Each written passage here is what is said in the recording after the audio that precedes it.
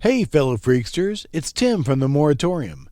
Just here to remind you that if you enjoy what you hear, please like, share, and subscribe, then rinse and repeat. We're just a couple of small-town nerds trying to make sweet geek love to your ear holes, and we could use your support. Check out our website for movie reviews, links to social media, merch, movies, and more. You can find us at themoratorium.com. Now that that's out of the way, on with the shenanigans. Welcome to the Moratorium. I'm your host, Tim Kornman. Each week I will be joined by some esteemed, and I use that term loosely, movie watchers, and breaking down some of the weirdest and strangest films to ever, not necessarily, grace the big screen. These are the deep dive oddities and backroom bootlegs that appeal only to the die-hard film fans. So sit back and enjoy the ride into the dark vault of the movie moratorium.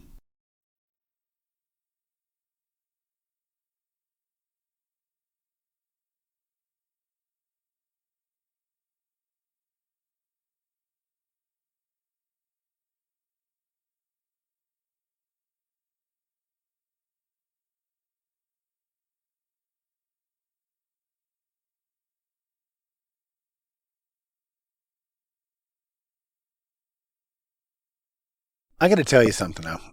Okay, lay it on me. We don't have any sponsorship for the podcast. Let me just throw that out there. But I watch Pluto TV a lot, especially when I'm going to bed. Okay, I do too. And I turned it on to it's usually the horror channel, the Skin to Live channel, or something like. There's so many channels. Yeah, but it's like 80s Rewind TV. All week I've turned it on and it's been like Hellraiser 2. Right, most terrifying movie in the world. I fall asleep to that. Yeah. I think several times this week it's been Hellraiser 2, and I wake up in the middle of Exorcist 3. Hey. And I'm mixing those two movies together in my head, and it's horrifying. If you follow the timeline, there's probably a third that plays in there, and then Exorcist 3 starts. So that could be like Event Horizon or Mouth of Madness. Or no, maybe those aren't low rent enough to. Hellraiser 2 would be a hell of a movie to fall asleep to. I don't think I could do it. You don't think you could handle that? No. I just watched the doctor get turned into a Cenobite and then just be like, I'm just going to pack it in. Feeling seepy. I'm seepy now after watching weird snakes with scalpels in their mouths. There's that big arm thing that comes down that has a spinny blender blade in it just going after his, it plops down on his skull and he's just... It's like the thing that they put on Garth Algar, the... what was it, Floby or something? It cuts his hair. Wow. Floby? Sure, Floby. I don't know. I think you just made that up, and that's fine with me. Yeah.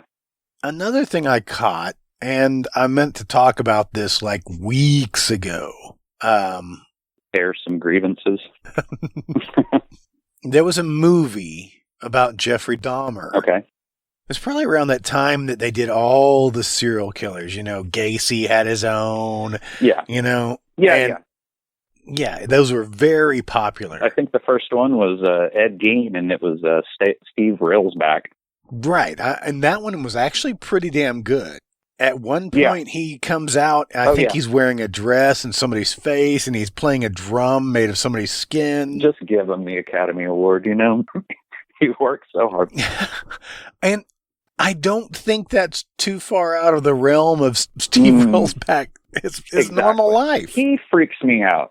I've only seen him in a couple of things, but he looks so plain, but then he goes into like this deep, method acting because when he's in X-Files, he is acting his ass off.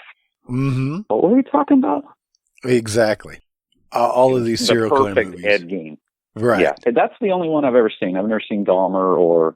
Well, see, that's what I wanted to bring up was Dahmer, because I caught it on one time, and Jeremy Renner is playing Jeffrey Dahmer. What? I didn't realize that. That's insane.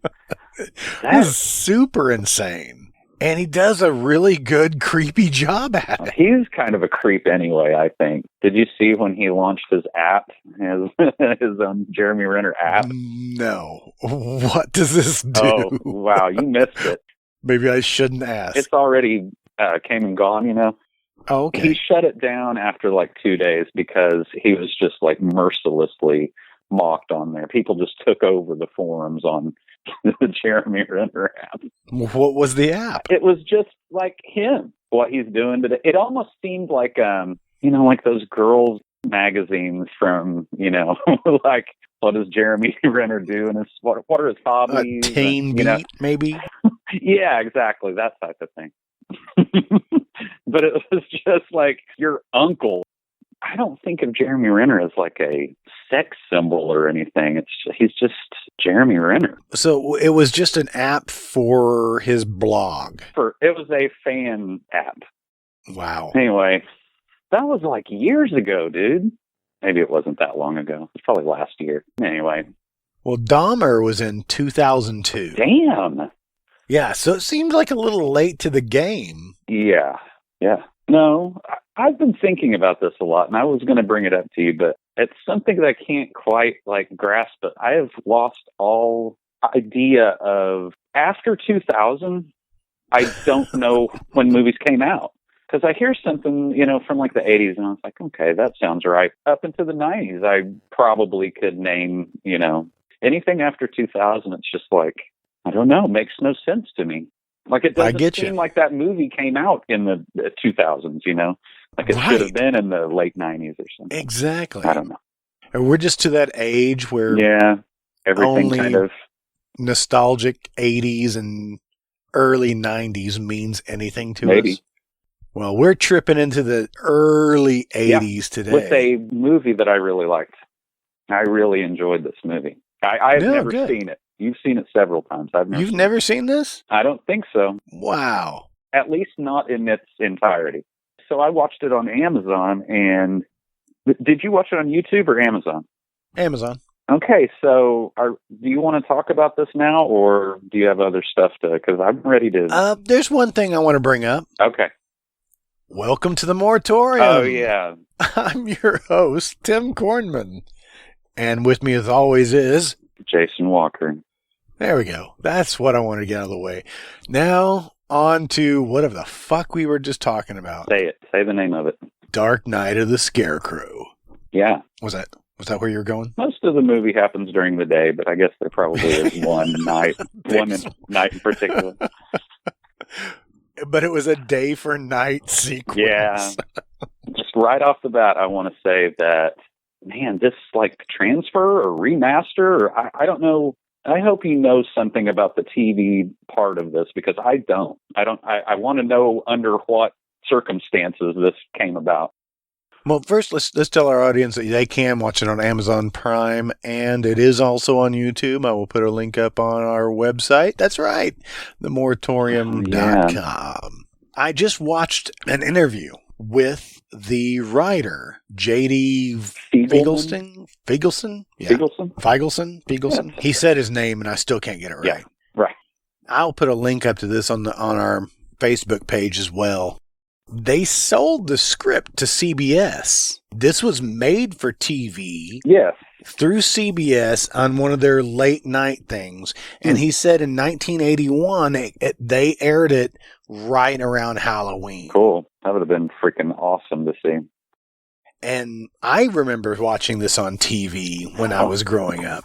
I can't imagine being like a little kid and watching. I mean, I can see why it left such a this is you love this movie, right?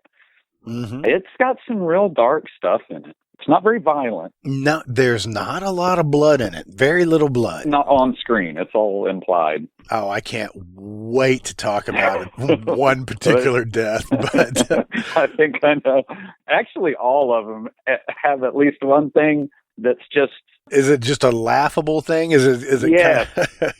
Yes. They were like, okay, we're going to keep that. Or you want to shoot it again?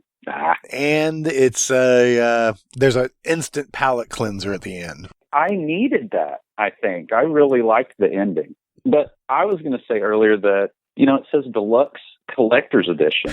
And, like, where is any of that? And it said that the deluxe collector's edition has a 2-second shot added into it.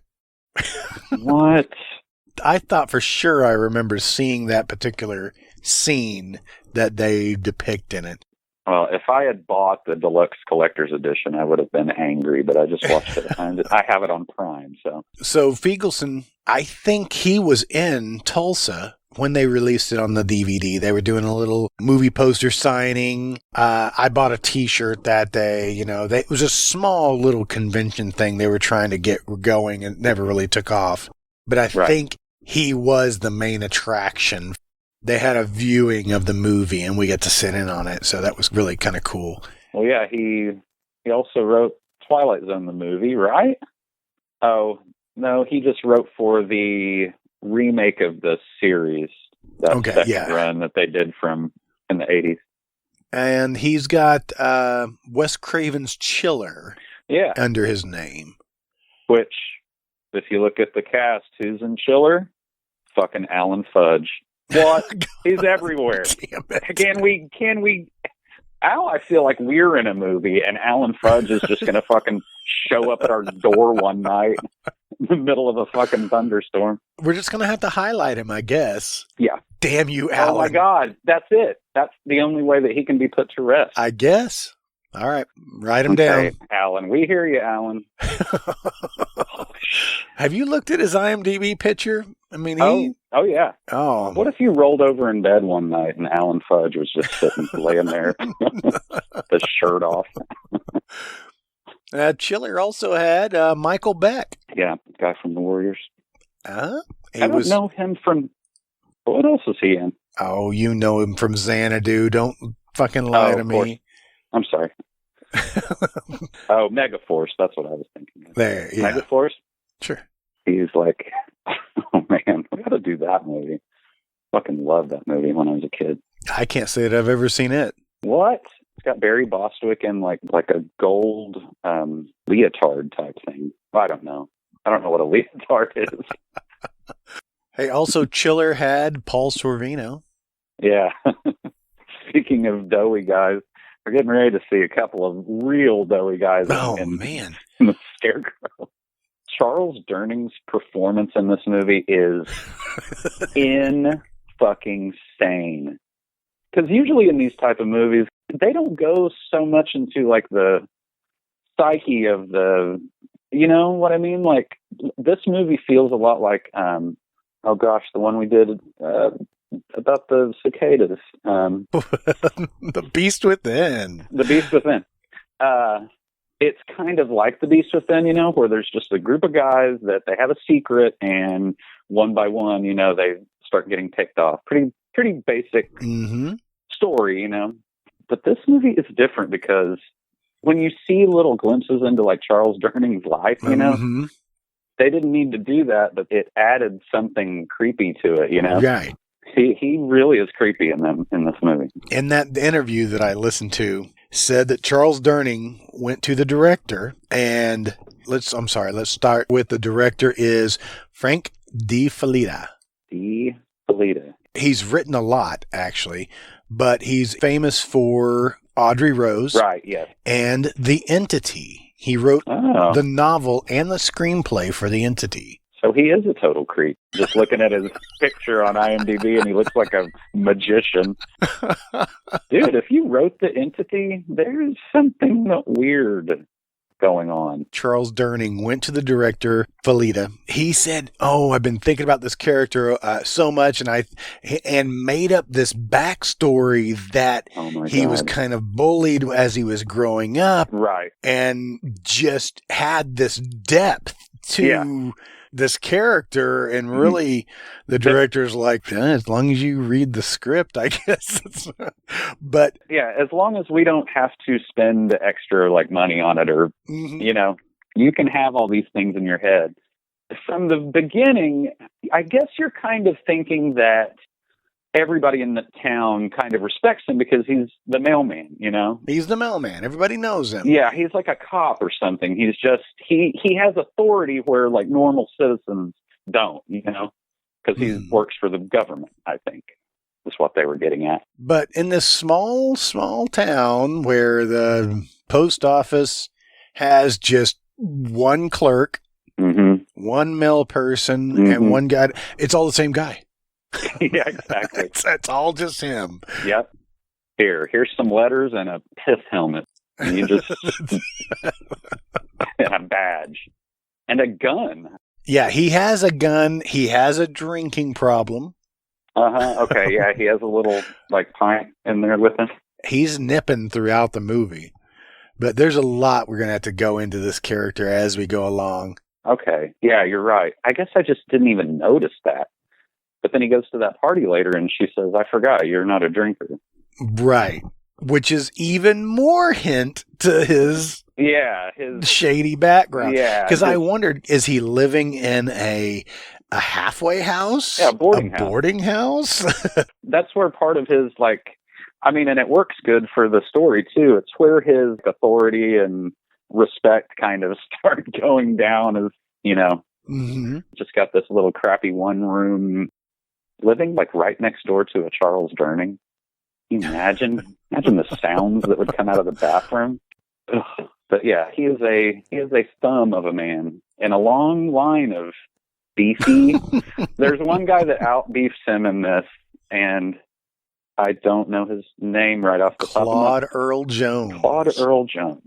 When you said it when we were doing the last one, I was like, so is that James Earl Jones' dad? Yeah, I was not joking. That was a legitimate question. A long line of Earl Joneses. Yeah, that's just their thing. It's like George Foreman. He's Philby in Dark Knight of the Scarecrow. Another weird name. Philby. His picture on IMDb is from Dark Knight of the Scarecrow. Yeah, right. Which is just him getting ready to swing a baseball bat, which is a horrible picture. Not flattering to him. No. And his physique. What did you call those pills that every sweaty fat guy... The nitro pills. Nitro pills, yeah. Oh, yeah, we talked about him because he was born in Tulsa, Oklahoma. Oh. Yeah, he's a Tulsa native. Now that body makes sense. For the first time. I'm like, yep, I see it. It all checks out. All those undigested fried Snickers are... Oh, shit. Yep, love his hat. Larry Drake, who plays Bubba in the film, is also from Tulsa, Oklahoma. Wow. Okay, I'm actually watching the scene where he's popping some pills. I love it how in those movies it's like Pac-Man, like they immediately have an effect. They were just a step away from having a full like cardiac arrest, and they just crunch up a little pill, and they're like, okay, whew, man, that was close. Claude Earl Jones is sweating a lot in that. He looks like he's going to have a heart attack. But I don't know if it's... There are a lot of sweaty brows in this movie. There's a scene towards the end where he's talking to CD Charles Durning, and he's talking so low, and he's like, and you can't... I had the closed captioning on, and it was confusing it, too. Like, it didn't really know what he was saying. Beautiful. I thought that was funny. And just panicky big guy. Gotta have one in your movie. I watched this movie and then kind of came back and looked at the like X-ray on Amazon, you know, and I was thinking like, Charles Durning is never going to take that fucking suit off, that, you know, post office suit. And then the trivia was like, Charles Durning never took off his uniform, you know, I was like, huh. I mean, and that's just another like kind of layer to that. Well, he was actually in plain clothes when he was getting ready to come down for dinner. When they met him in the stairwell and they were trying to get him to talk to them. Yeah. Yeah. Well, let's get started in this movie already. Okay. Can we do the names real quick? Because I think it's funny that Joe Wizan. No, the character names. Oh, the character names. Especially the bad guys. I have no freaking idea what he was thinking when he wrote them. Yeah. Claude Earl Jones. His name is Philby. Philby. Why make such weird... I always have a problem with that. Like, why make that name so confusing? You know what I mean? Like, it's just kind of a stumbling block when you're trying to figure out who these people... I mean, I guess you couldn't give them just, like, the plainest name ever, but... No, he wanted it to seem like small town USA. Well, let's give him names like Skeeter. I mean, the nicknames I like. I love Skeeter. Is that a nickname, or is that really just his name? That's his Christian name. Skeeter Jones. Okay, and Charles Durning also has a weird name. Otis P. Hazelrig. Hazelrig with an R? R-I-G-G. Because that second G was really... When you're writing a script like this, do you just allow your cat to walk across the keyboard? Yeah. Yeah, that does seem like a... That's just a typo.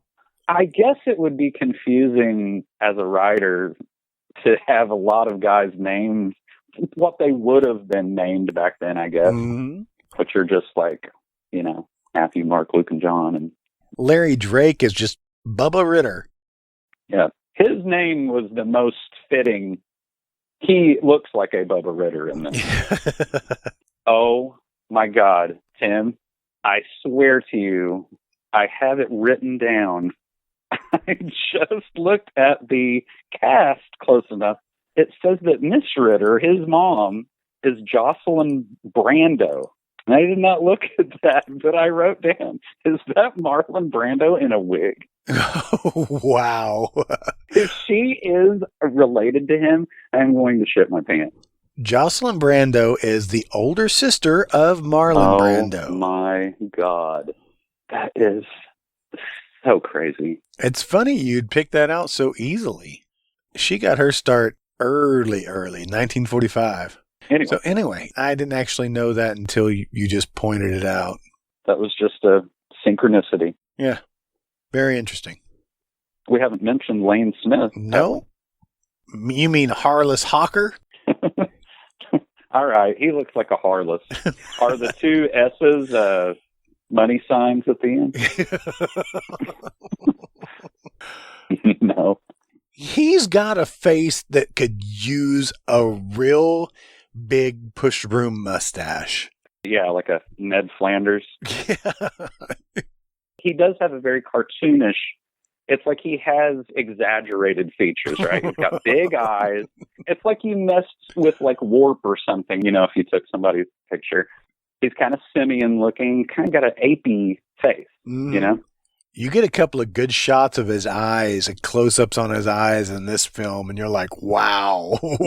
Him looking at things, his acting, you know, choice is to be, okay, just kind of push in on my face, looking at something that's off camera, you know? Like a Spielberg, you know? He's really creepy in this movie. I enjoy him. I really do. Yeah, he is great. I mean, don't get me wrong. Though he is very, you know, you're kind of cheering for his death. Everybody in this film, they got what they deserved. Right, exactly. They're deplorable. I guess except Skeeter. He was just along for the ride.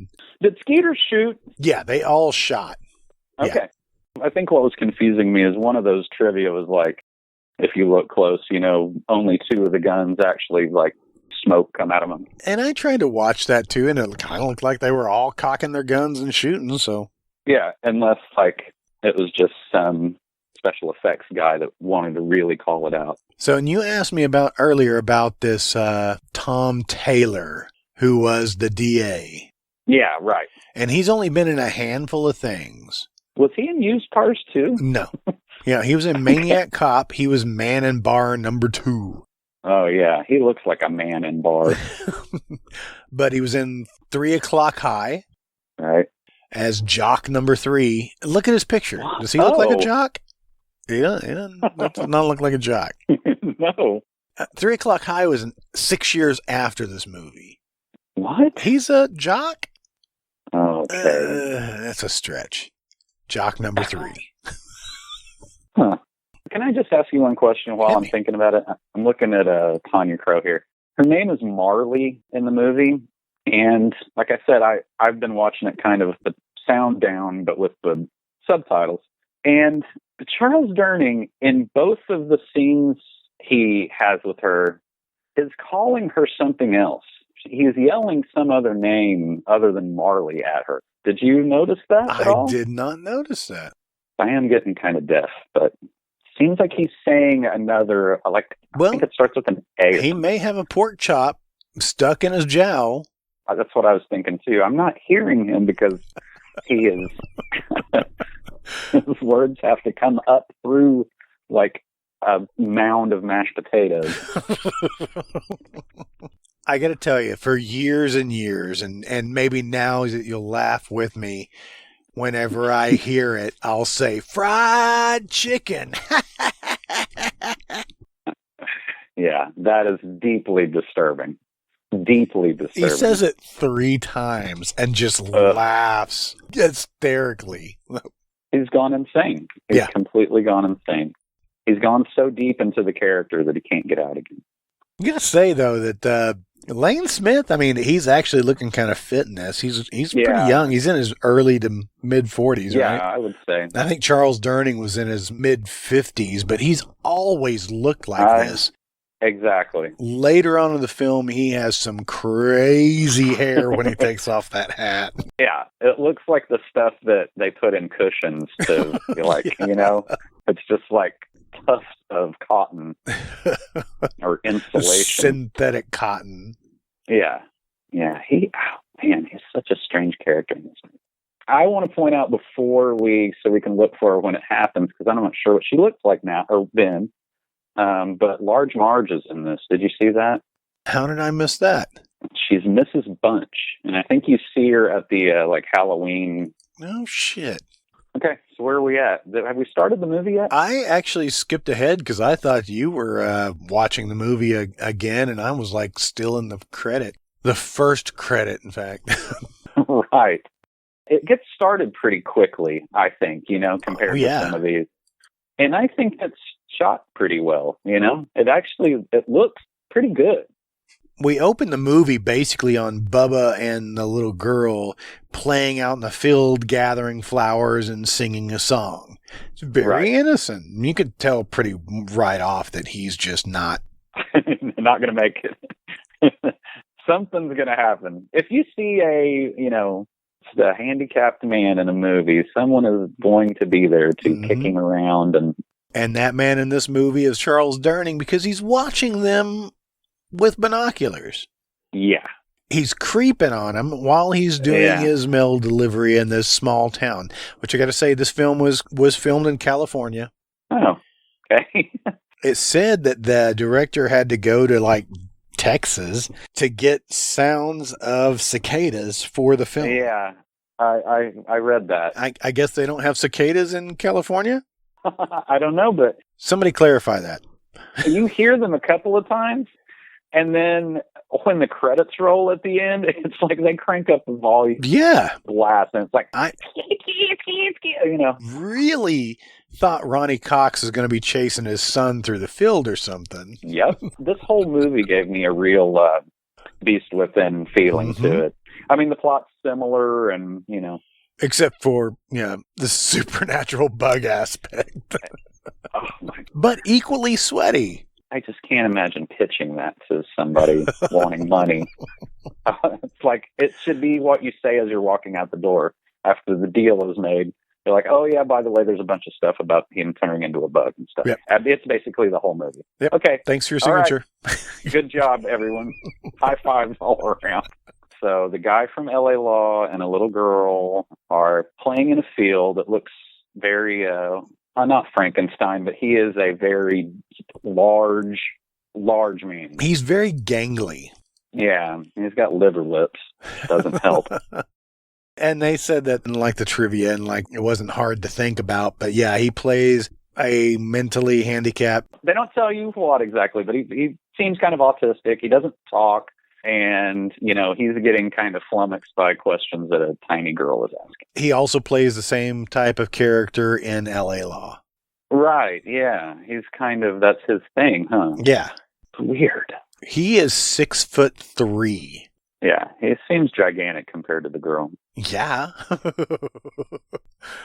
Okay, after Charles Durning sees them in the field, he's watching them on his route through binoculars. He goes straight over to Lane Smith's house. Yeah. But he's just starting shit. Yeah, exactly. He's a pot stirrer. Yeah. Okay. So I was about to say that you never really know why he has this. You think he's just kind of like a dangerous, like busybody, that just like, Mm-hmm. But like you said, maybe his backstory was, he was bullied, so now he bullies. Yeah. So we talked about it earlier before we started recording, but they have a very interesting conversation when he pulls up to Lane Smith. And Lane Smith clearly grabs a beer that was laying on its side. Yeah. Is that just how he lays beer down? They're flat on the bottom for a reason. Like, I just let a little bit pour out and I drink it. But he says here, not this time. I'm going to teach that moron a lesson. And, okay. They give you the idea that they've done this time and time again. They've beat up on him. They've whipped up on him. Something has happened between them before. Right. There's probably been a midday of the Scarecrow. Yeah. Early morning of the Scarecrow. Brunch of the Scarecrow. But I've got it paused on closed captioning. It says 2 days and he'd be back again just like before. Right. Oh, okay. So they beat him up and then he'd just be... Right. He don't remember nothing. Is that what they're talking about? Is just like him being around young... Yeah. People? Lane Smith says here, it was your idea. He's dangerous in the first place. Yeah, okay. So he's kind of been the pot stirrer saying that, he's going to do something to this little girl. Right. It's only a matter of time. So you're the one that always wants to run down there and rub his face in the dirt. Right. Which seems like Charles Durning is just kind of like projecting a little bit. Mm-hmm. Ugh, sweaty in a pith helmet. He says he's a blight, like stinkweed and cutworm that you spray to get rid of. Oh, hey, tell me about it. Huh? I had a bad case of the cutworm. Yeah, yeah. You're a proctologist about that. But it always keeps coming back. Ew. Stinkweed. That sounds like... I mean... I'm thinking it's becoming more and more illegal in the States. Yeah. So Charles Durning does say that it has to be permanent. What does? I guess he's getting tired of beating up on... Yeah. Let's just kill him. Is that what he's saying? And Lane Smith is like, I'll kick him around a little bit, have a little bit of fun with him, but that's as far as I'm going to go. Look at his eyes. I don't want to. His eyes are about to bulge out of his head. I can't remember exactly what it is, but it's like when you see like Homer Simpson's brother or something, and he's like normal kind of. Yeah. It kind of looks like that. He has way too many teeth. He's got like 40 teeth. Just in the front. I don't know if he's making a choice to do that, but he's got some spittle that's like foaming in the side of his mouth. Well, he's been working, and all he's had is a half-spilt beer. Yeah, I guess you are going to foam at the mouth a little bit when you're sharpening a wood chipper. Yeah. I don't like him frowning. I like him smiling even less. When he smiles, it looks terrifying. God, this is 2 podcasts. There's probably more than an hour of us just talking about Lane Smith's face. He has a silly putty texture to his face. Yep, you're right. So Bubba and the little girl are just walking home, and they look through this shoddy freaking fence into this nice backyard. Right. That has a fountain and freaking garden gnomes that are all smoking pipes. It's like a mix between Pet Cemetery and like The Secret Garden or something. Yeah. It's like if there was a Pet Cemetery in The Secret Garden. Then comes this little black lab who he looks more excited about anything. Then there's some added growls in there. Yes, he's wagging his tail. Charles Durning's stomach mixed in with a little dog barking. So the dog attacks the little girl. Do you see Larry Drake just burst through that fence? Oh my God, yeah. It does like a Bubba Smith, like he tackles his way through the fence. Bubba Ritter Smith. Oh, yeah. Maybe that's why that name came so quick to my mouth. A lot of Bubba's out there. Yeah, Bubba's his Christian name, not his nickname. Yeah. Oh, he's a good boy. He definitely wouldn't maul a girl. The little girl's pretty bloody when he shows up taking her back to the house. So he shows up at her door, and that girl looks dead. She does. She's unconscious and covered in blood. And, of course, he just says, Bubba didn't do it. The word's gotten out so damn quick that this little girl's been mauled. Oh, my God. There is nothing else to do in this town. It's Harless's fault here. Yeah. Because he goes straight to the post office to tell Charles Durning that she's dead. The girl's dead, just like you said. He's the one that started. It's his fault. Yeah, you're right. Blaine Smith. I do have it paused on his face as he's trying to explain to Charles Durning, and you're right. He's got so many teeth. Sucks, dude. If you look real close when they pull up to Philby's granary or whatever they're at, look for a young Robert De Niro in a little weird hat and wig. Oh, great. He's gone so deep into character that he's just a extra in Dark Knight of the Scarecrow. That's just a little fun fact if any of you guys know. Hey, I see him. He's right there, yeah. Yeah, his name's Darby. Wow. That was his first role. He's never looked so young. Yeah, I mean, that's how good of an actor he is. But when Claude gets into the back of this truck, when they pull up, and he just kind of launches himself into the back of that truck, and he does a lot of physical stuff in this that I thought was great. His own stunts, just like Charles Durning. What is it? Did they dare each other? Claude did his own stunts. I don't even think that's Charles Durning in the truck, and all you see is his back. There's a scene. There's a scene later in a cemetery. It's mind blowing. When he wrecks the Jeep and rolls out. Dude, wait, don't talk about it because that scene is fucking crazy. It's almost like Newman in Jurassic Park, kind of like he's just trying to get out of there. Oh, it's hilarious. So there's a posse led by Charles Durning. They totally just grabbed guns and dogs so quickly. Yeah. Well, they were already drunk and had firearms. All they needed was a big truck with a bed. Let's just go to chasing down Bubba. I mean, he's still covered in blood, just trying to... He falls down more than any young teenager in a horror film. Yeah.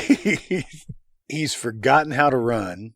And he's also dressed like Chucky, kind of, you know? Yes. He's good in this movie. I mean, I think all these guys are, giving it 110%. Mm-hmm. They're like, all that sweat and shit, that's real. He is really sweating. They just stopped, and Philby had to stop and take a couple of pills and put them under his tongue. Yeah. They don't even have to swallow them. Just let them dissolve. Mrs. Vera? Barbaretta! I still feel like I'm looking into the future. Yeah, right, exactly. You could be a doughy guy if you work hard at it. Uh-huh. I've got it paused on that scene, and Claude Earl Jones, it's just frozen on his butt, and his butt looks hungry because it's eating his pants. A pretty big wedgie. I think when he took his nitro pills earlier, when Skeeter was worried about him, he was pretty covered in sweat. Now he looks wet again. He looked pretty dry for a second there when they were walking out into the field. Now he looks wet again. Maybe he dumped water on his head or something. He stopped for a couple of minutes, and he started walking and immediately started sweating again. Yeah, exactly. And then he stopped sweating. Because he's completely dehydrated and needs fluids. Haka, give me one of those Lone Stars. When Larry Drake is looking through the mask where he's hiding in the Scarecrow. Yeah, he's making his face shake. Him and Charles Durning lock eyes, Yes. I mean, I don't think you needed to get that close. I mean, he was 6 inches away from his face. Yeah. It was pretty apparent that's where Bubba was. Exactly. Thank you for saying that, because I was wondering, it takes him a minute to get there. Maybe he's just formulating in his mind. He's like, this is a good way that we should, it's a very dramatic way to shoot him. But that's why I was saying earlier, it almost seems like preordained that this is going to happen. I like it better like that, where there is kind of a supernatural element to it. I got to tell you, I counted right here when it panned from face to face to face as they were shooting. I didn't listen to the gunshots, obviously, because, we're recording. But I counted 14, at least. Okay. So having 21 shots is not too far-fetched. But that's what I'm saying is, like, the two of them have bolt-action rifles. Yeah. Charles Durning has, like a revolver. So those two guys with the rifles, they have to reload, Yeah, it's a bolt action. Yeah. It's just been kind of edited. Immediately after the gunshots cease, a voice comes over the CB radio saying that, didn't you hear? They called it off about an hour ago. Yeah. So I guess the whole town has been out looking for... I mean, they bring this up in the trial, because right after this scene, they go straight to trial for these guys, right? Or not trial, but arraignment, whatever you want to call it. I don't know no lawyer speak. All I know is identical. But this happens so quick. The little girl gets mauled. Yeah. Bubba takes her home, and the word gets out that he's killed the little girl. Right. And there's been a posse formed, but I guess the sheriff, because they brought this up during the arraignment or whatever, right? That the sheriff, I guess, asked for assistance. I guess it's such a small town that he needs like the National Guard to help find Bubba. When Bubba get out of control, they gotta formulate a plan and hunt this bastard down. Yeah, you get the idea that this has happened before. Just a weird, like, Sunday afternoon thing that just happens in this town. When the Mormons came, whoa, you should have seen it then. Yeah. It's okay to pick on Mormons these days, right? Yeah. Okay. Yeah. They're safe? Yeah. They're basically like Scientologists. The district attorney looks so much like just a beefy John Larroquette. Yep. To me, he really does. He looks like when Samson in Big Trouble in Little China, when he like starts blowing up. It looks like he's the second cutaway, Yeah. Or that's just what John Larroquette looks like now. Or then, wait a minute, that doesn't check out either. This would have been pre-Night Court. Anyway. And notice that everybody in this town, I mean, this is a dying off town. I mean, everybody's old. Yeah. That's why they were so mad, is because this is probably the youngest. Yeah, he's like a millennial. She was the second grade. I mean, she appears to be the only child in this town. Yeah. But she's got to play with Bubba. That's why. Maybe it's like a reverse Village of the Damned or something, where there was like a clip. You can either be a doughy man or woman, and they have one kid. Oh my God. Sylvie grabbing his arm is still, I think that's my favorite scene. He's so dramatic. He grabbed that, when they threw the pitchfork down, he's put his hand on that too. I know. He's a jumpy little guy, a jumpy big guy, big doughy jumpy guy. Charles Durning is putting out some real John Wayne Gacy vibes in this movie. That is so dramatic. Yeah, like everybody gets a long, lingering look at everybody else. They're just kind of congratulating each other after their win. If I ever find one shred of evidence, I will see each one of you on death row. Okay, that's it. Finally seen every bit of the inside of Lane Smith's mouth. Every single molar. Fried chicken. You're right. This is a bar. They're at a bar now. They're not at the restaurant. Yeah. So they're celebrating at a bar. that right? Oh, we're panning out really, really slow.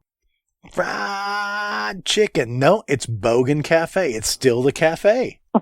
There's a big wind that's blowing trash all over the place. The wind is out acting everybody. Yeah. This was like the prequel to The Happening. Where Marky Mark was just scared by wind. When they pan back, you get a real good shot of like a highway with lights and stuff, you know? That's the only glimpse that you get of like the outside world. Everything else apparently happens within like 5 blocks of each other. Oh, easy. Small town. That'd be funny if resurrected Bubba was just like carrying around one of those giant like shop fans, you know, those big. He was just like fucking with everybody and just blowing shit into their eyes and making trash can lids fly down the street. It's the real terror. Mm-hmm. There's something weird in that last scene. She's like getting ready to hop out the window. Yeah. Go find Bubba. She looks fine for having just been attacked by a dog. She had a little limp a little bit later, but she doesn't look hurt at all. No. But you mentioned that too, that the wind started blowing in. Maybe Bubba was carrying around the fan, but the wind was blowing through the window, and that's what kind of woke her up. And she kind of went with, wondering if Bubba was out there, looked out the window, and then climbed out and then ran to his house. Yeah, not definitively, suspicious or supernatural, but kind of creepy. But still, the wind is just blowing. Right. Yeah. Now the director said, "Honey, you're hurt. You need to limp a little bit." Yeah, exactly. She's like, "Okay, Dad." She seems like a girl that was cast because, let's face it, she's not the best actress. So the little girl's finally confided in Bubba's mom. Yes. You didn't know Bubba's gone. And she doesn't believe that he's dead. But they don't actually come out and tell her what death is. Yeah. And she probably doesn't need to hear it from the creepy lady down the street. Mm-hmm. Or maybe she does. I don't know. I feel like that happens a lot in movies where little girls get like some heavy information from like stranger, Right. Well, honey, you don't know how babies are made? Oh, no. Let me get out the dolls. Oh, no. She's screaming, "Marley, Marley." Her name is Marley. Wait until Charles Durning yells after her later. You tell me what he's saying. That is definitely not Marley. So Bubba's not gone. He's just playing the hiding game. And she does seem so innocent there when she's saying it. She's playing it off pretty well. You're right. She's creepy. Yeah, exactly. But then later on, it seems like she does deliver the same line to somebody in a slightly like more like sinister way, I think. The way she says it. I don't know if she chose to say it like that, but it just seemed creepier. Now the town looks big. He's delivering mail. But he did a U-turn, like maybe that's the end of my route. Doing a U-turn right here in the middle of the street. The town just ends. What's up with cutting to Skeeter? And he banged his finger on what he was trying to do. Oh, this is everybody going back to their normal business. Yeah, their normal lives. Yeah, you're right. It's all over. I can put the grain back in the silo. Thanks. I can balance my hat precariously on my head again. Like a normal person. Looking at that boudoir magazine. It's gross. He looks at the mailbox like, "Oh, you dirty fuckers." Yeah, exactly. Yeah. He's judging all these people in this small town. Oh, yeah. He knows all the dirt. He has a rich character to, There's a lot of depth to this guy. There's a lot of shit going on. All Lane Smith worries about is chucking stuff into his chipper. And drinking Lone Star. I don't know that it's Lone Star. It's just what He was drinking it earlier, and I don't know. It looked like a Miller to me, but...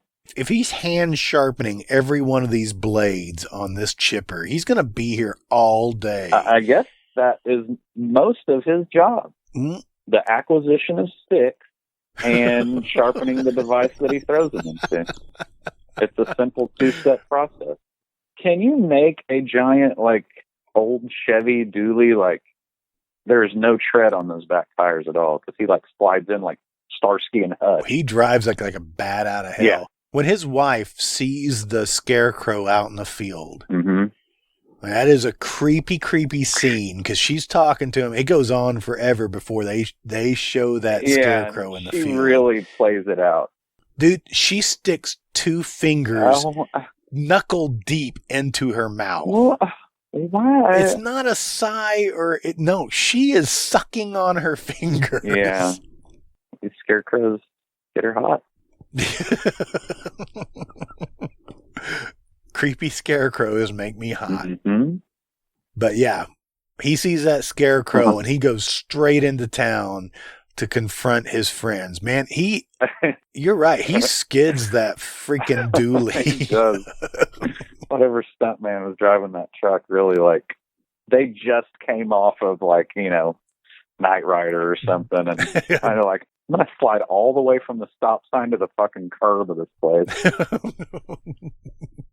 I might need somebody to give me a push to get this thing rolling, though. Just jumps out of the window like Dukes of Hazzard.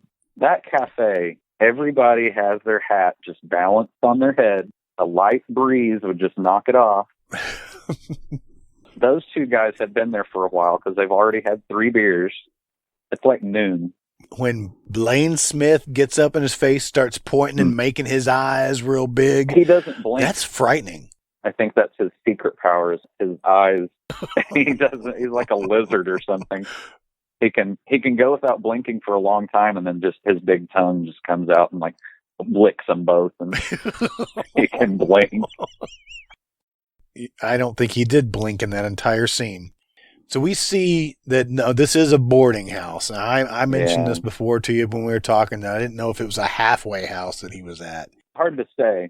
So we see the exterior. There's a slow pan of this small-ass room that Mr. Hazelrig's living in. Some Nazi propaganda. I thought post office workers actually had a good salary. I think maybe he's just resigned himself to be like, this is... I think it's also meant to look like this is his Unabomber shack or something. You know what I mean? Okay. This is where he pins his, like, freaking manifestos and stuff. Starting with this scene, he does kind of feel like Kevin Spacey in Seven or something. Like he's just filling up notebook after notebook of... It pans to the room. It shows 4 shotguns, right? Yeah. Maybe a couple of rifles, a couple of shotguns. Nazi... Some Nazi memorabilia. He's nipping on a half pint. Yeah. And he has a pistol, which he hides in his desk. I mean... But he like sprays some chloroseptic in his throat. Really? Oh, I was wrong. So when they call him down and he comes down, he looks cleaner, but he's still wearing the post office uniform. While he's standing in the stairwell saying, hey boys, hey fellas, what are you doing? When you said he sprays that chloroseptic in there, I almost thought it would have been hilarious if it was like Ready Whip. And he just like tipped his head back and just went, it's his little treat. That's what I do to get the liquor off my breath. Can of Ready Whip and a pint of Kentucky Deluxe. All he needs for a good time. Yeah, so he's managed to get his belt on. Mm-hmm. Kinda. He is a real Newman in this, kind of. You know what I mean? Like a more sinister Newman. Well, no, he's kind of like that guy's character from Jurassic Park. What is Newman's name? Do you know off the top of your head? Don't worry about it. I'll just forget it. Not going to look it up. He has a weird smirk. I hate it. So he's standing at the top of the stairwell, invites those 3 beefy dudes up to his bedroom. We've already seen his bedroom. It's not big enough for him, let alone 3 more rotund men. Yeah, and when the camera kind of pans around, it's like everybody is just smashed in there. But at the top of the stairwell, he looks down at the squad and kind of gives a smirk like, hey. I knew you'd come back. It almost looked like I got 3 guys in my room now. Yeah, exactly. They are elbow to elbow in this room.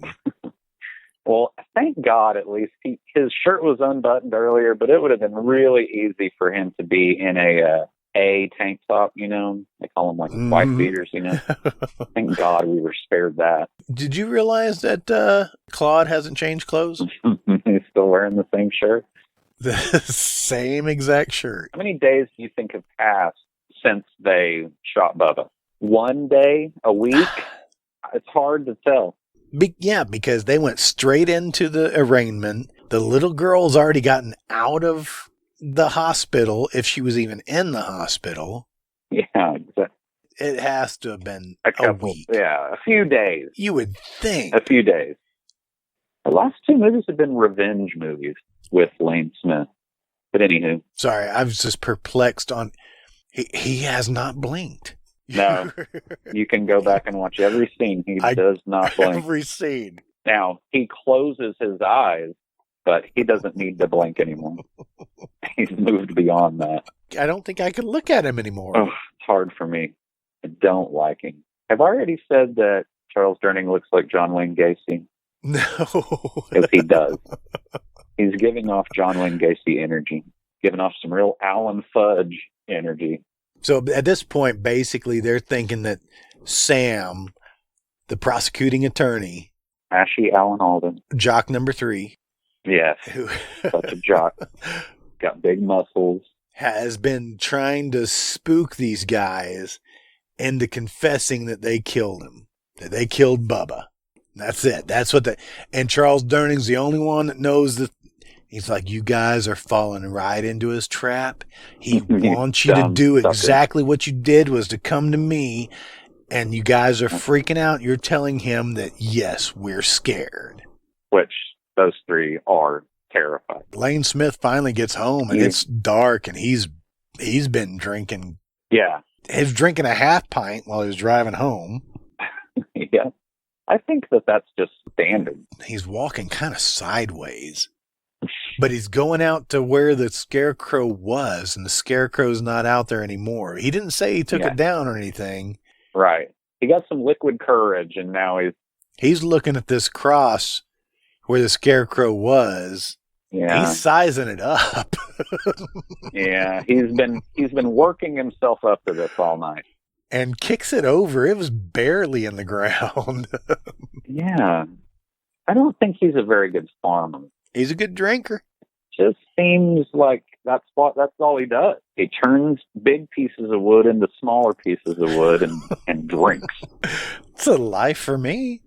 Kind of looks like ninth configuration. Yeah. Looks like he's walking on the moon a little bit. You're looking at him as he's walking sideways, kind of. Oh, I see what you're saying. Yeah, he's like sidling up to it somehow. He's like trying to sneak around it. All right, so Lane Smith, no telling what he was going to do to his wife. He was getting snickered up. But is it like the generator comes on in the barn, or is it just the lights come on? I don't know. But he hears an engine in the barn, which I guess is the wood chipper, but the lights came on too, so. He's like, I wish I'd married you, wood chipper, instead of that old bag inside. Oh, he finishes the half pint and throws it off into the corner. He thinks it's Sam. He's calling out Sam. So they're blaming all of this shenanigans on the prosecuting attorney. I mean, I'm sure the prosecuting attorney has nothing better to do than to play. He does not look like somebody who's going to pull a complicated prank. This seems kind of reminiscent like Friday the 13th Part 3 when they're going up into the loft. Mm-hmm. The hay's coming down at them, yeah? Mm-hmm. The hay motif. There's always a lot of hay in a loft. Yeah, you're right. And that checks out. Dude, so he goes up here, and does he look like... Like he's lit from underneath, like he's going to tell a scary story or something, like at camp. But it looked like he was getting ready to go over to a freaking chest, a wooden chest. Yeah. Does he not remember putting that up there? I don't know. Like Christmas decoration? He has a scythe now. Yeah. He pulls that scythe out of... It's just his loft scythe. Okay. His whoa acting is insane. I mean, I guess that's a stuntman half of the time, but so the wood chipper starts up. We all see where this is going. Have seen since we walked into the barn. And he falls into the wood chipper. I don't know what makes him want to fall forward in the first place. It looks like if a kid was pushing a kid into a pool or something. He does that kind of Chevy Chase, Gerald Ford fall. And it's his fault still. There should have been a railing on that loft. Yeah, he should have put up a railing for sure. But they go from him falling into the wood chipper to Mrs. Bunch splatting some preserves on Charles Durning's plate. His breakfast is going to kill anybody. Okay, wait until he gets the dish of fried egg. He gets 6 eggs. This is the most disgusting scene I have ever seen in a movie. And that's Large Marge that was serving him. Yeah. Yeah, she runs the boarding house, I guess. I did want to say real quick about the wood chipper that Lane Smith's teeth made it out intact, complete, all of his, not one scratch on them. The lip, not so much. No, all the other soft stuff, but his teeth are actually, they're like adamantium. No. Okay, now we can go to the breakfast scene. Straight out of the trivia. That's good. This is another scene where there's way too many people in a small room. Mm-hmm. Yeah. But him struggling with those eggs is, oh my God, so gross. He gets him to take some flapjacks. You're missing some flapjacks. He actually cuts up the pancake into the jam. Yeah. Well, some people eat them like that. Do they? I mean, I don't personally, but I've seen people eat them like that. No, never have. But, I mean... But shame on this old man for spreading the bad news that his good friend has died while he's trying to enjoy his goddamn breakfast. Yeah, wait to give him that news until after. It takes him a long time to get around to what... Because the whole time, Charles Durning is just kind of nodding his head. Yep, uh-huh. And then he's like, oh, what? You waited till he put that biggest bite of food in his mouth. Yes, exactly. It's like wait until he drinks a glass of water or something. He just sprays it all over Mrs. Bunch. I'm really surprised that they show Hawker being loaded up into the ambulance on a stretcher. And I'm like, is there really that much left of him? Those 5-gallon buckets of stuff.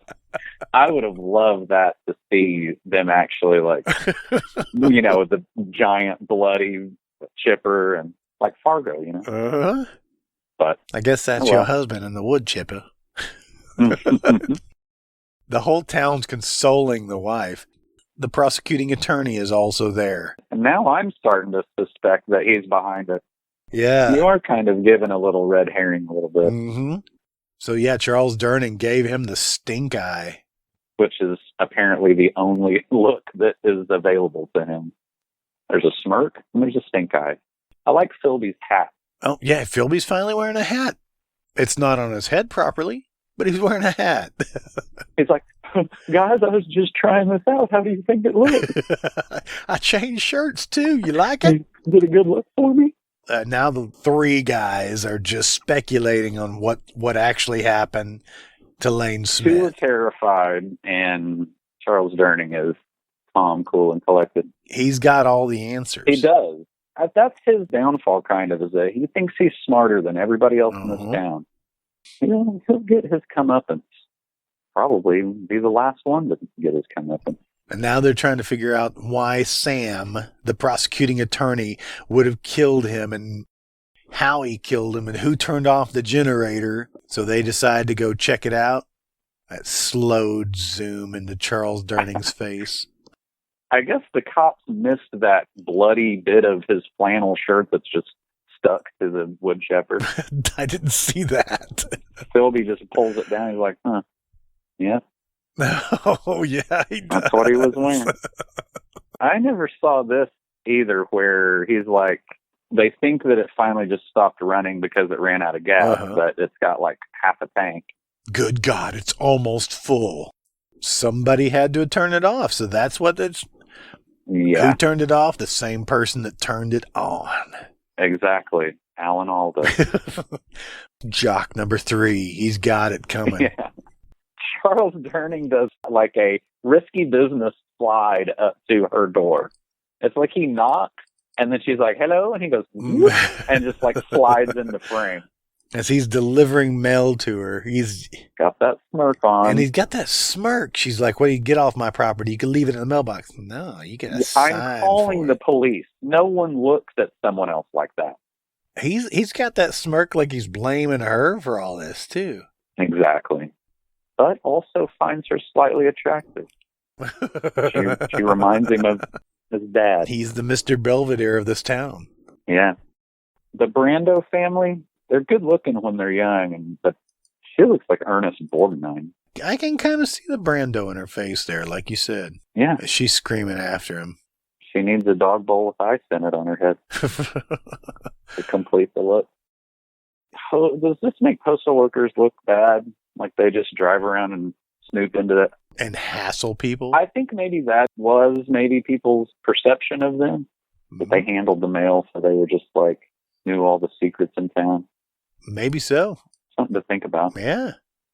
While we're waiting for Philby to finish his sausage, egg, and cheese. Oh, he's got a sandwich. Oh. I mean, it's got lettuce on it.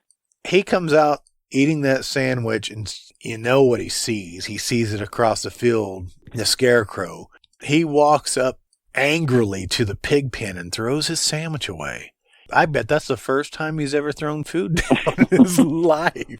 His wife made him put lettuce in it, so he was already like he was unhappy. Got to power through this leaf of lettuce. Really, he has been getting a lot. He's been getting out. He's been running. He's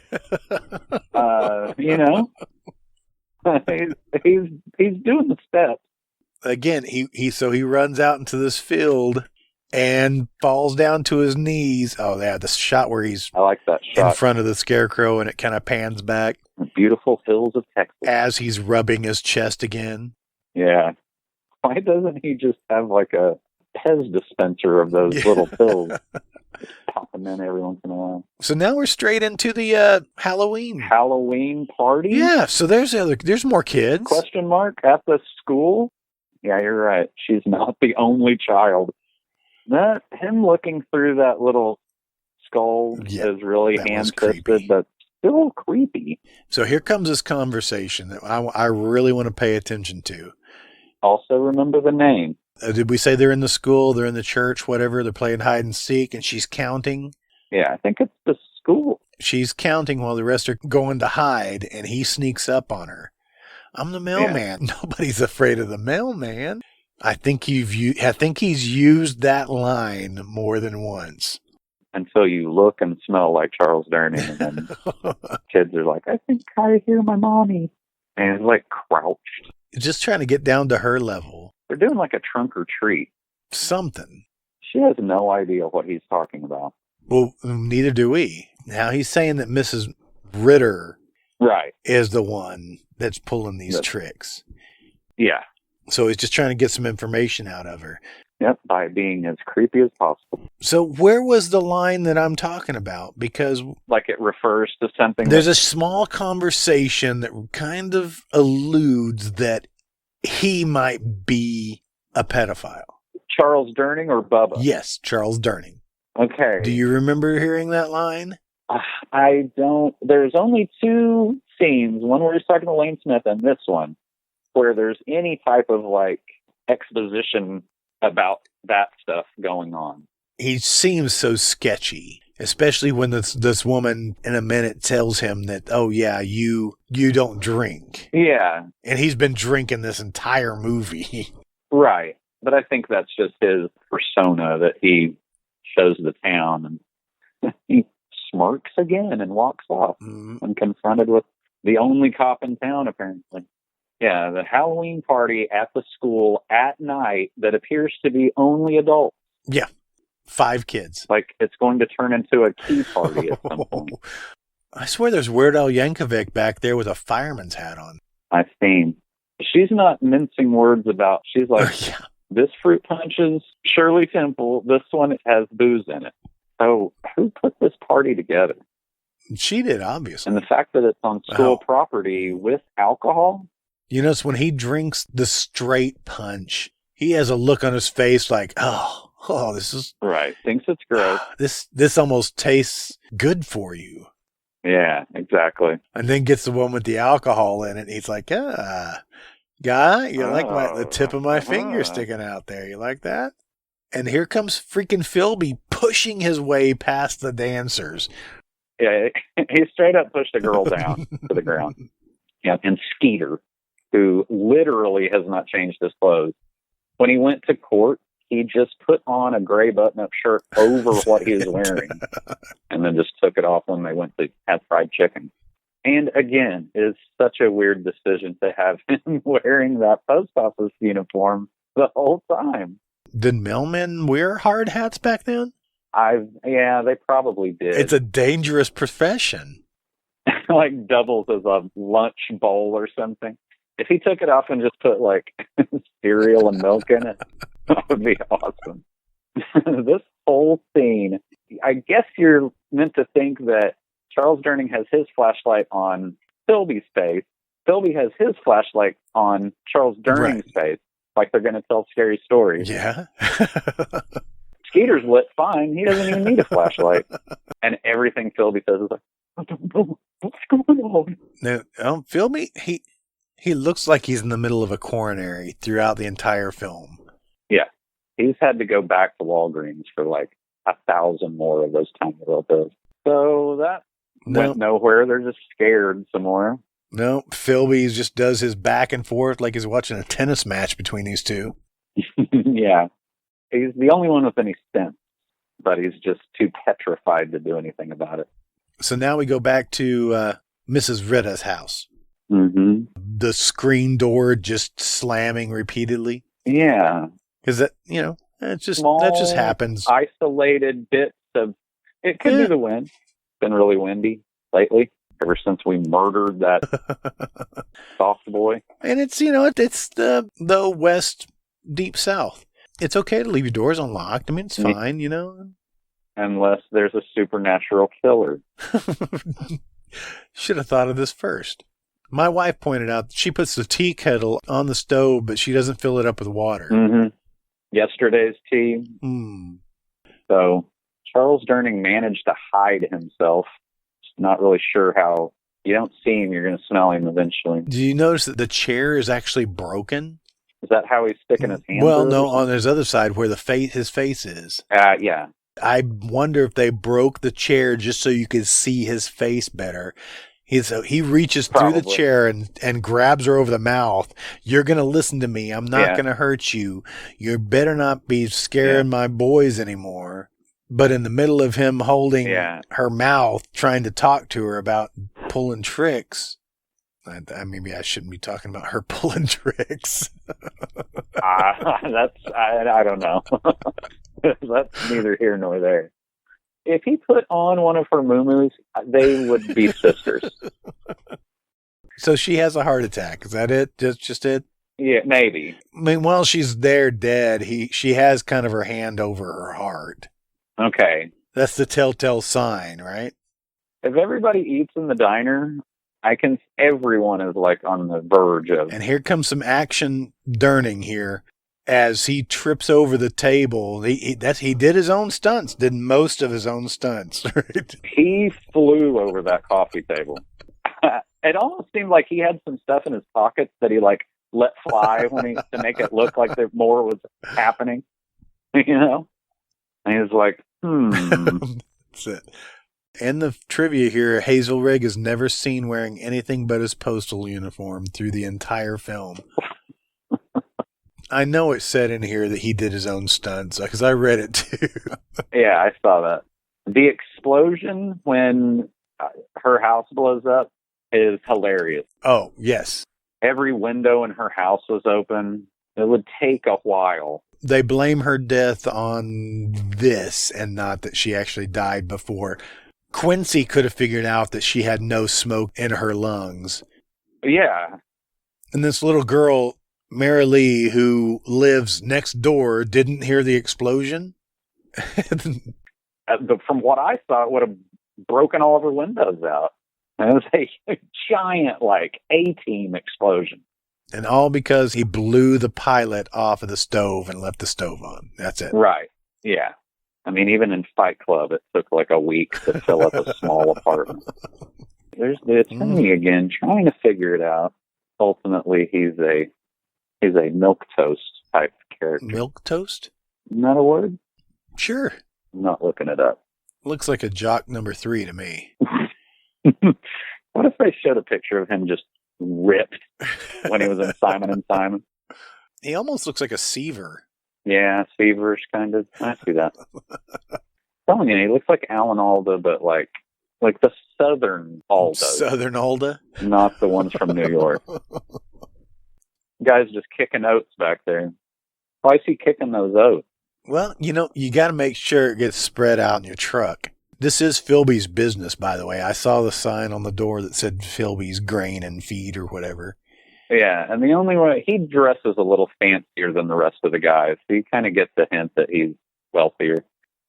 He goes back and forth between Scaredy Cat and Man of Action, kind of, I mean, he's got a business, And it's everybody was back to business as usual, and he's doing paperwork late at night, and he hears the pigs freaking out.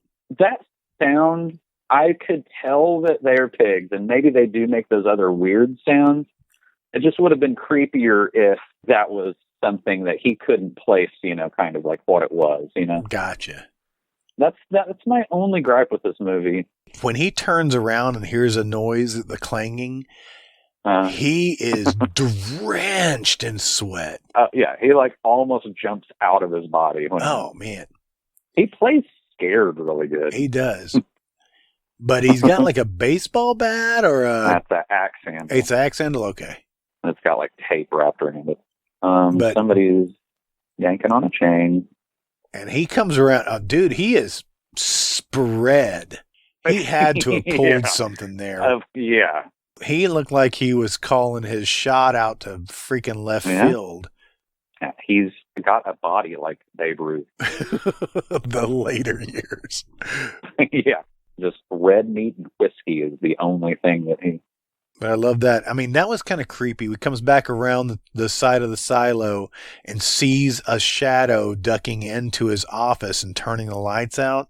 Okay, so I didn't just see that. There was something there. There was something. There was a shadow. Okay, because that is and it's not even a gripe with the movie, but I guess what I was trying to say is so far, everything can be explained by just the wind or, Maybe I didn't see a shadow ducking in, but it did look like a figure in the doorway.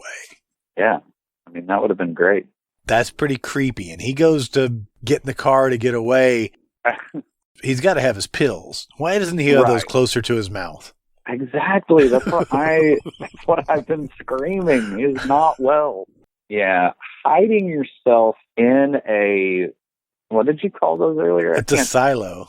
Silo. It's a grain Hiding silo. yourself in a grain silo just seems like the worst idea ever.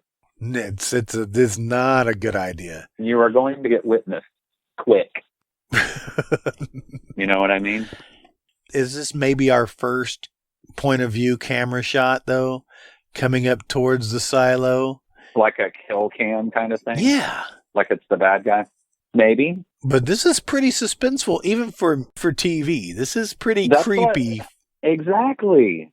They're blowing people up, and no, there is a sense of like, oh boy, this is bad. This would be a bad way to go.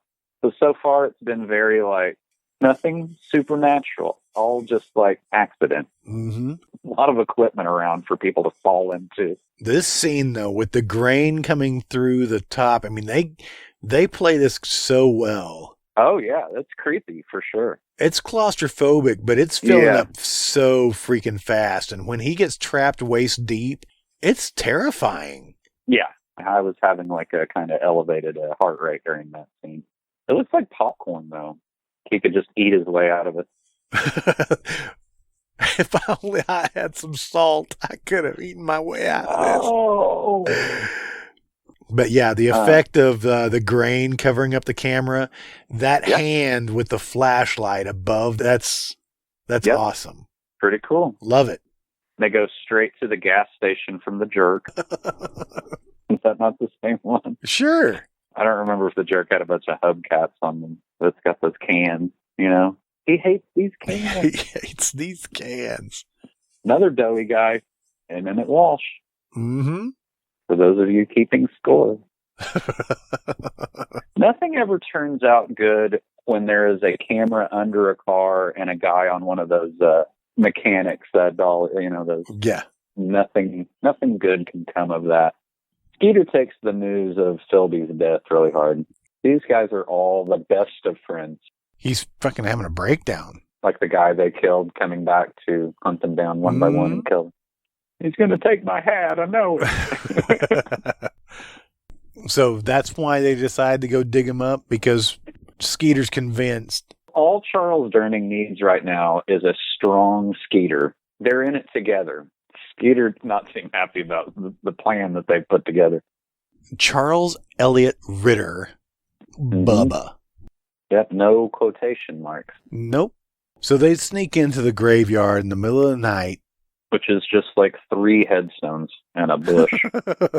They apparently have buried Bubba on top of the ground and just threw some dirt on top of him. Did you see the flowers the dead flowers that were on top? Those couldn't have been a week old still. Oh. We don't have any real concept of how much time has passed in the movie. No, which would kind of help a little bit, I think.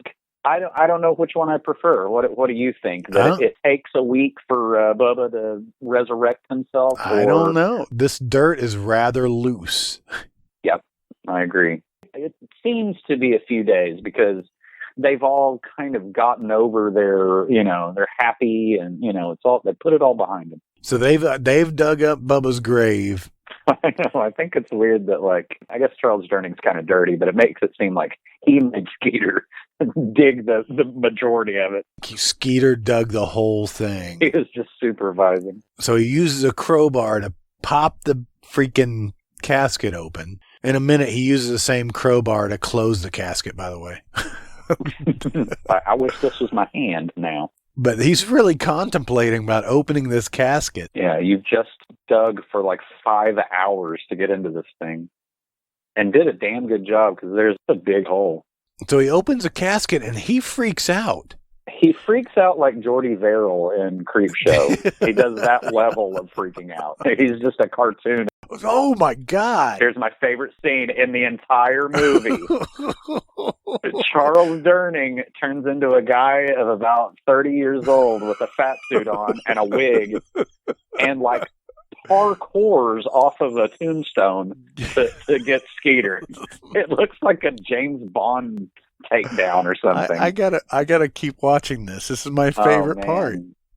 Imagining Charles Durning doing that. But then again, we've talked about this before where people like John Belushi and those who's the guy, Paul Blart, right. Kevin something. They have that type of roly-poly, or Jack Black even, they can do a somersault and pop up. But that for sure is not Charles Durning jumping off that tombstone. No. You could see the wig hairline on the guy. The wig is not good at all.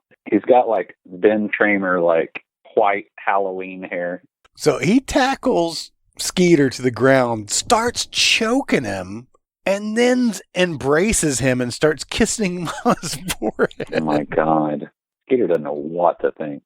He should have moved to his fucking cousin's house 3 days ago. But I was always confused from early watching this because we don't see the body, but the body's there, right? And he's just reacting to it actually being Bubba in there. I suppose. Yeah, it's unclear. He should be used to all the death in this town. He should be used to seeing a dead body. He's probably the fucking grave digger too. He works at the gas station during the day and then he digs graves. He was going to choke Skeeter until he realized that he needed to cover this grave back up. Exactly. And that he was going to be out of breath if he killed Skeeter at a different location and then drug him over. So Skeeter climbs back in, closes the casket with the same crowbar. Yeah. He's kind of like straddling the casket. And then starts talking about his cousin that lived in the woods in Arkansas. Yeah. We all see what's coming a mile away. You just didn't realize it was going to be a Durning. Exactly. His hair is insane. Oh, but the look on Charles Durning's face just sells it too. And I'm sorry. Sure. I love this. I absolutely love this.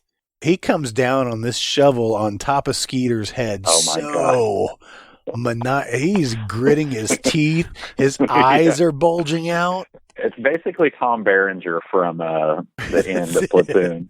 And then when he lifts the shovel up, has Skeeter's hat stuck to it. It's so hilarious. I love it. It's so subtle. But not. He smushed him? Like he smushed his head? Oh, yeah. How was it? This brain matter and axle grease. Well, that's true. He did have a lot of like petroleum products on him.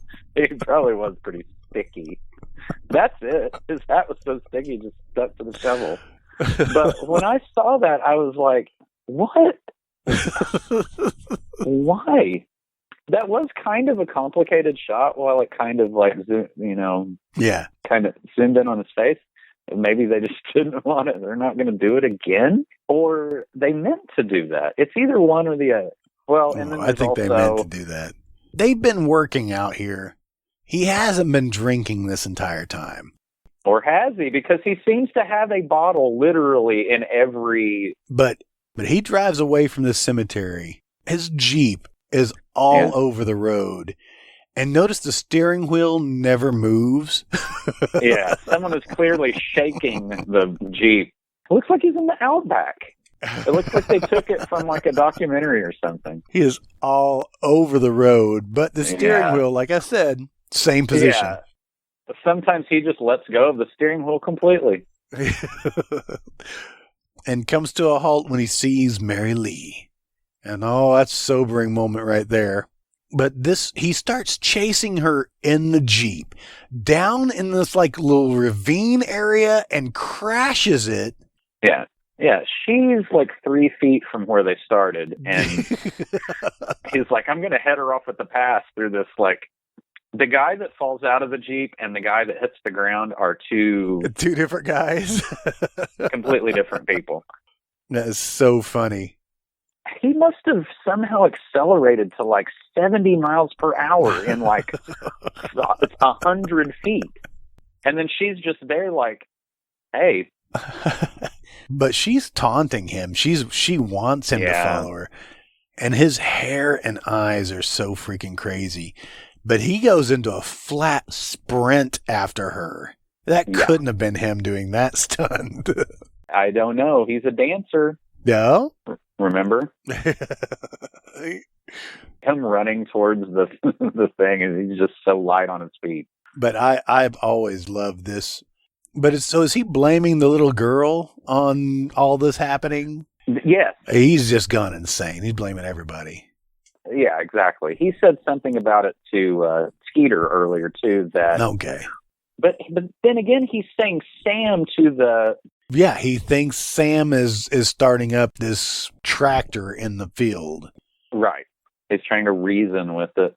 And I don't know what this little thrashing jaw piece on the front of the tractor. Yeah. It's scary. Yeah. I think this one shot, I mean, because now they're letting you in on kind of everything, I think. Mm-hmm. This is the last one, so if there's going to be anything supernatural, we're going to find out about it here. Mm-hmm. But it's already got the lights on. It starts moving by itself. It picks up the, like the bucket thing in the front. I forget what it's called. Sure. But it cuts back to the interior of the tractor, and it's a maximum overdrive. Yes. You can see the shifter moving. And that's what they said the 2-second shot. Oh. Was that they added. Okay. Well, let's finish the movie and then we'll see what we thought about all of that. Because he's being chased by this tractor There's a couple of shots. It's clearly not him. Not him. Also, he can go left or right. Oh, yeah. That tractor's not going to be able to make such a sharp turn. Oh, that no. It's going about 10 miles an hour. In some shots, it looks like it's going way faster than others.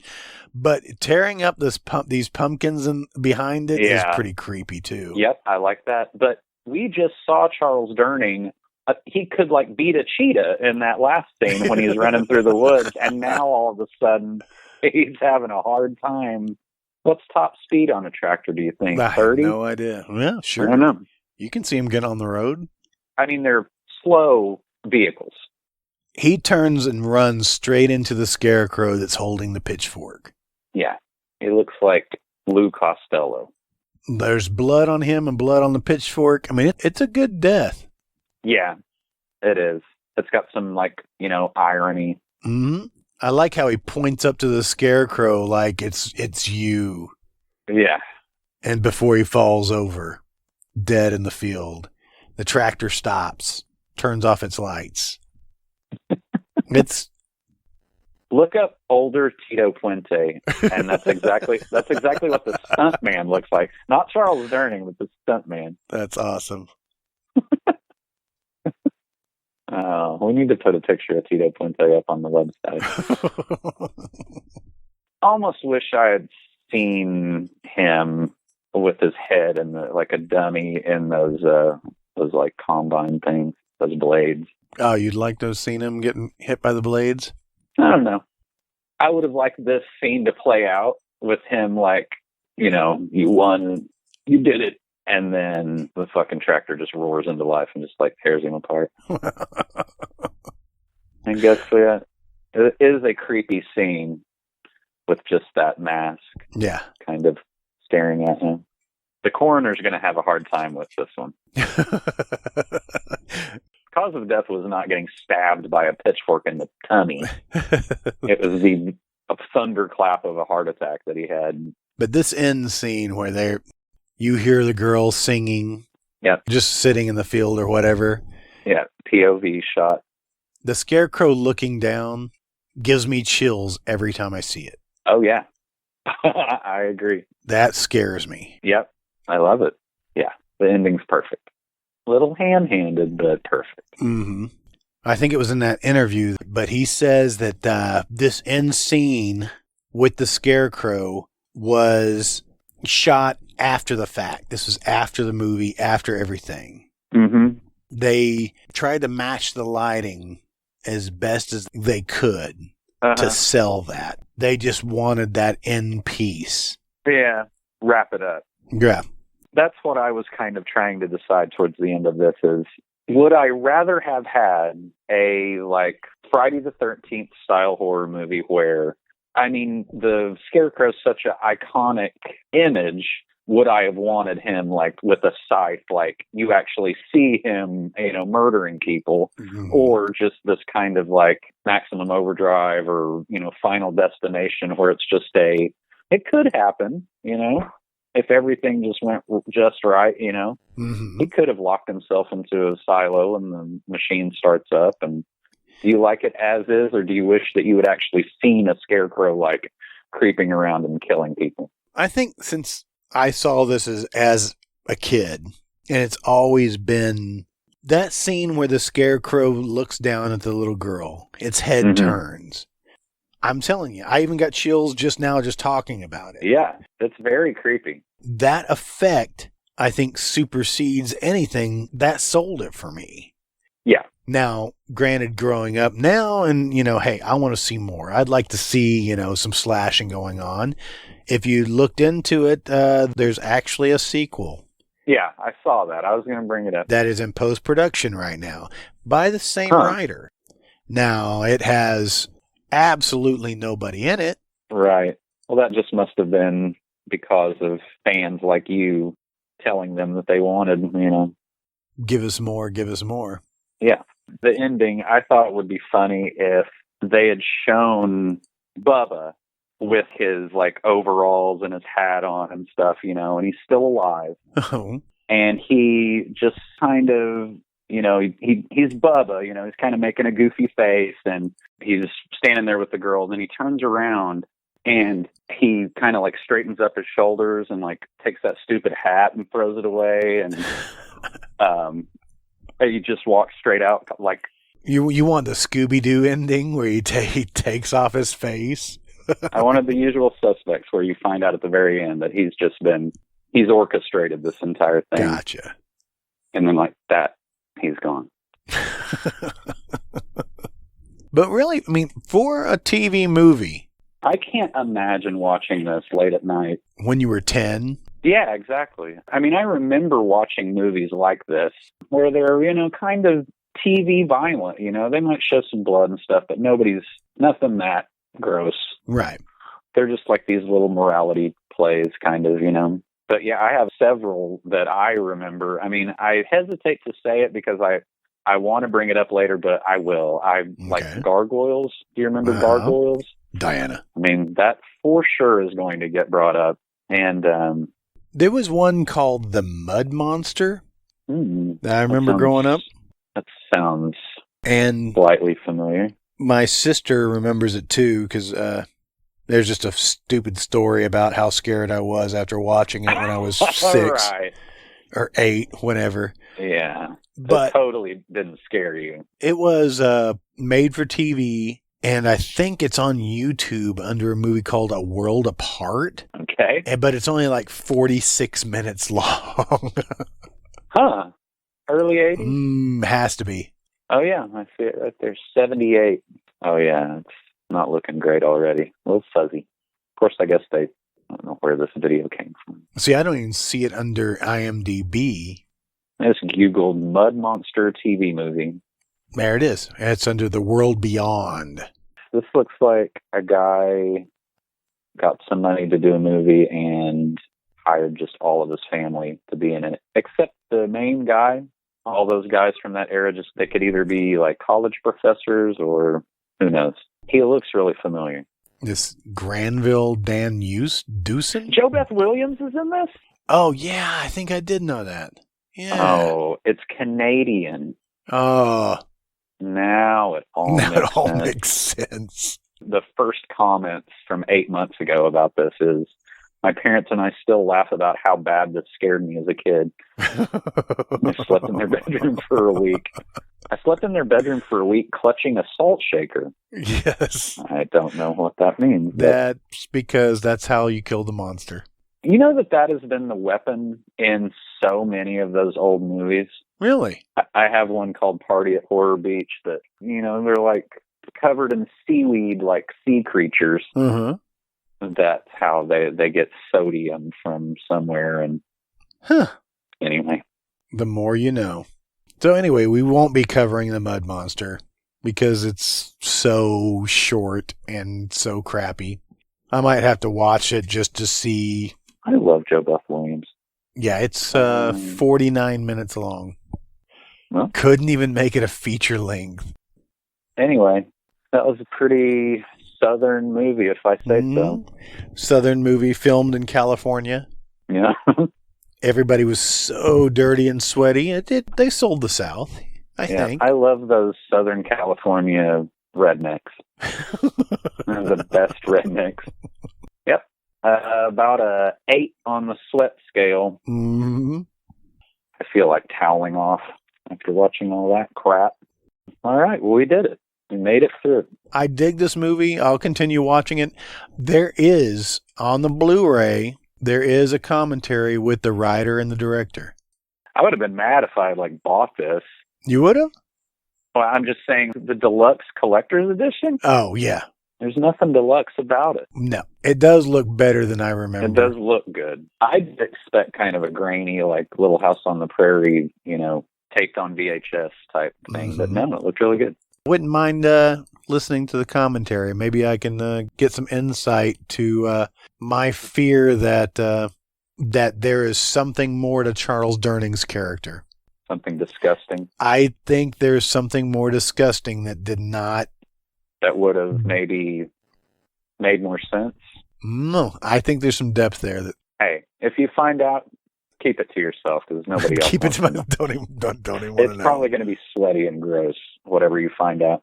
In the interview with the writer, he did say that he was told later that this was actually the first Scarecrow killer slasher movie. So did he create his own little subgenre of scarecrows? Because, I mean, there's been plenty since then. Yeah, sure. But somebody had to do the first clown movie, too, I guess. Well, but that had history, though. Well, you know, when Charles Durning killed all those... John Wayne Gacy killed all those... But anyway, nice little TV horror movie. Not a lot of blood, no nudity. Easily cosplayable. Probably be pretty easy to make that math. I'm so glad there was no nudity in this movie. Ugh. Just like what was that show where they showed Dennis Franz's butt? I think he wrote his own butt into the show. NYPD Blue, maybe? Wow. Just get a nice Charles Durning just getting into the shower that he shares with 5 other over 70 people. At the same time. Just, They have to share water. Yeah, exactly. It's yeah. A lot of nice rumps in this movie, too. Good, solid 80s rumps. Well, that's it. All right. You got anything else to add about this? No, I just wish that I had experienced it on TV when it came out, but I can imagine. It would have been the type of thing that I loved, and probably it gave me nightmares, too, at the same time. Yeah. A lot of stuff like that. All right. Well, let's shut this bitch down. Okay. Bye, guys. All right. Signing off. Or should we say, take us home, Keyboard Cat? Yeah, what do you say, Keyboard Cat? Thanks, Keyboard Cat.